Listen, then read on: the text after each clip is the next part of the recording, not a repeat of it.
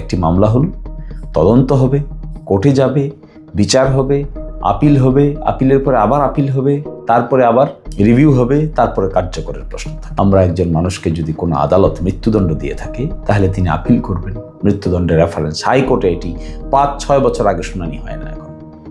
আবার হাইকোর্টে যদি মৃত্যুদণ্ড বহাল থাকে তাহলে সুপ্রিম কোর্টে গেলে সেটিও আবার 7-8 বছরের আগে শুনানি হওয়ার কোনো সুযোগ নেই। তার বিরুদ্ধে যদি রিভিউ হয় তাও কয়েক বছর লাগে, অর্থাৎ 18-20 বছর লেগে যায় এই প্রক্রিয়া শেষ করতে। ইদানিংকালে শিশু ধর্ষণের যে সিরিজ অফ খবর আসতেছে, এটা আগেও এসেছে, ইদানিংকালে সোশ্যাল মিডিয়ায় বেশি আলোচিত হচ্ছে, মিডিয়াতে বেশি আলোচিত হচ্ছে। এই অপরাধগুলোকে যদি নিয়ন্ত্রণ করতে হয় তাহলে দুটো জিনিস দেখতে হবে। এক হলো, মনে রাখতে হবে শুধু শাস্তি দিলেই অপরাধ কমে যায় না, অপরাধের কারণগুলো নির্ধারণ করতে হয়। কি কারণে অপরাধ হচ্ছে, কি কি কারণ দায়ী? এটা কি ড্রাগ? এটা কি পর্নোগ্রাফ? এটা কি বেকারত্ব? এটা কি আর্থিক লোভ? এটা কি মজ্জাগত?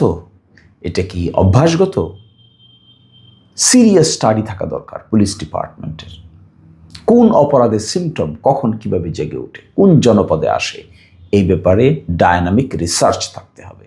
আর না হয় অপরাধ এজ এ হোল আইডেন্টিফাই করা যাবে না। আবার অপরাধ যখন হয়ে যায় তখন বিচারিক যে দীর্ঘসূত্রিতা, এখান থেকে বের হতে হবে।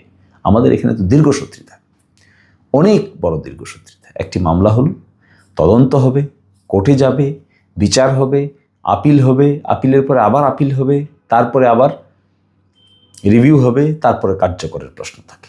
যেমন ধরুন, আমরা একজন মানুষকে যদি কোনো আদালত মৃত্যুদণ্ড দিয়ে থাকে তাহলে তিনি আপিল করবেন। মৃত্যুদণ্ডের রেফারেন্স হাইকোর্টে এটি 5-6 বছর আগে শুনানি হয় না এখন।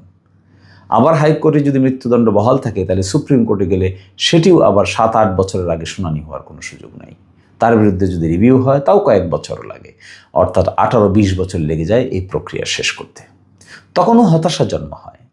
বিচারিক দীর্ঘসূত্রিতা বিচারের প্রতি মানুষের অনীহা বাড়িয়ে দেয়। এখন প্রশ্ন হলো, এটিকে কীভাবে স্পিড আপ করবে? 1-2টা মামলা না হয় আপনি স্পিড আপ করলেন, এজ এ হোল কী করা হবে? Criminal justice delivery system as a whole শুরু থেকে শেষ পর্যন্ত যদি স্পিডি ট্রায়ালের মাধ্যমে শেষ করা না যায় তাহলে তো আমরা কখনো বিচারের সুবিধা পাবো না। এটি কঠিন কাজ, এটি অত্যন্ত কঠিন কাজ। উন্নত দেশেও খুব স্পিডি ট্রায়াল করাটা সম্ভব হয়ে ওঠে না, ভারতে তো নাই, পাকিস্তানেও না। ফলে এখানে এত কিছু আলোচনার মূল সমাধানটা বের হবে 2-1টি মামলাকে না হয় আমরা ফাস্ট ট্র্যাকিং করলাম, চেষ্টা করলাম, সময় মতো শেষ করতে চেষ্টা করলাম, কিন্তু এজ এ হোল যদি এই সিচুয়েশনকে ইমপ্রুভ করতে হয় তাহলে অপরাধের কারণ নির্ণয় করতে হবে। We must identify the reason of committing crime.